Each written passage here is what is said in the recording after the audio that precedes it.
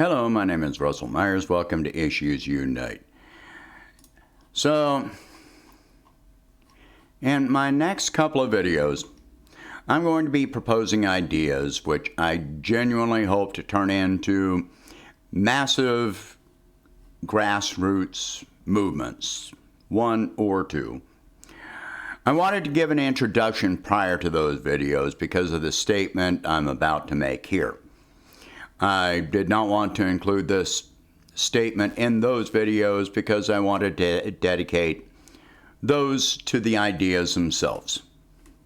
If these ideas take off rapidly, there is less likelihood of any major consequence to me personally. However, if they take off slowly, the very concepts being proposed stand the possibility of having me declared an enemy of the state and financial industry for the rest of my life. I know that sounds like arrogance or like I have delusions of grandeur. In another time and place, I would view my statements in the same way if they came from another person. Unfortunately, we live in a time and place where the state, financial industry, and corporate structure is truly oppressive, and we see our rights being ripped from our grasp on a daily basis. Our access to information is increasingly censored by the corporate structure, which has been intended to desensitize the population to what came recently, which is an attempt by the U.S. government itself to have some major media venues removed from access by millions of Americans. You do not have to agree with the sources or like them at all to realize the dangers this poses to our rights. There is absolutely nothing about this which one can consider freedom. I've pointed out many times that if you do not agree with a source, you have the right to respond, debate, protest, change the channel, block that source, or just not listen. Their rights remain intact to speak. Your rights remain intact to not agree, not listen. In the future, that means your right to speak remains intact. Sadly, many Americans have readily and energetically endorsed and supported the expansion of censorship. They refuse to see the dangers involved even now, though they always view it as the voice of the other being silenced. For now, they seem completely incapable of realizing that tomorrow the voice being silenced will be a voice they agree with or even their own personal voice. Currently, the sources most visibly facing censorship are right-wing sources such as Fox News and Newsmax. Entire platforms have been taken down, like the Parler app.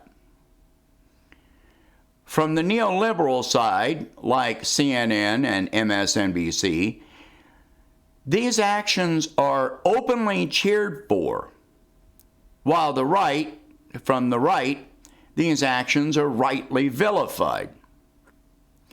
Far more insidiously and silently, far left sources are being demonetized and removed entirely. Anti-war and anti-corporate voices. These are not radical sources. Few, if any, advocate any form of violence and are generally quite against violence. This gets no coverage from centrist or conservative media by sheer virtue of the fact that these sources do openly oppose the military-industrial complex and corporate power. To date, I have not heard a single sitting member of Congress oppose the censorship of these sources. Advertisers and corporate campaign donors would withdraw support if it were even mentioned. So it is absolutely no stretch of the imagination to think that the messages that I am releasing may be censored, deleted, and perhaps my entire platform removed permanently. Considering the fact that the movements I proposed, if popularized, would change the entire financial structure of this country and stabilize that structure, I fully expect considerable repercussions to come from it. While the ideas I'm proposing would result in radical change, there is nothing radically inherent in the ideas themselves. What is radical is wealth inequality, inadequate access to health care, millions being food insecure, crushing debt for basic needs, mass evictions, a student debt system leaving millions bankrupt while putting our own country at a disadvantage educationally, and endless wars, widespread anxiety, depression, suicide, and social unrest, all for the profits of a dwindling few. Because it would stand the possibility of such major change to the existing system, this is what poses the possibility of having me declared an enemy of the state, a definite enemy of the financial system, and possibly declared a terrorist by our own government. This may sound excessive, but I ask you to consider the time and place in which we exist. I know the risks involved and take them willingly, because I know that the far greater risk is remaining silent. That does not mean I will not attempt to mitigate those risks.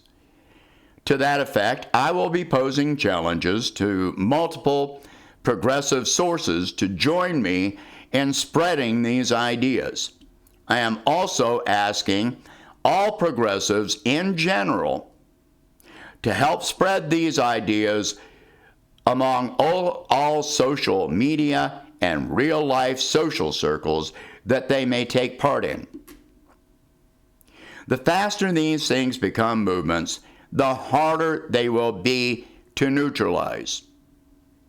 You cannot kill an idea. So please, keep an eye out for the next 2 videos. I will be releasing them this evening. I'm still working on the full content, text and so forth for them.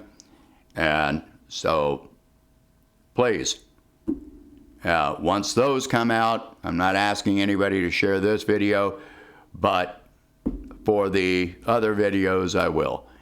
All right, so that is, that's it for this one. I will be releasing the other videos later, and I will see you then.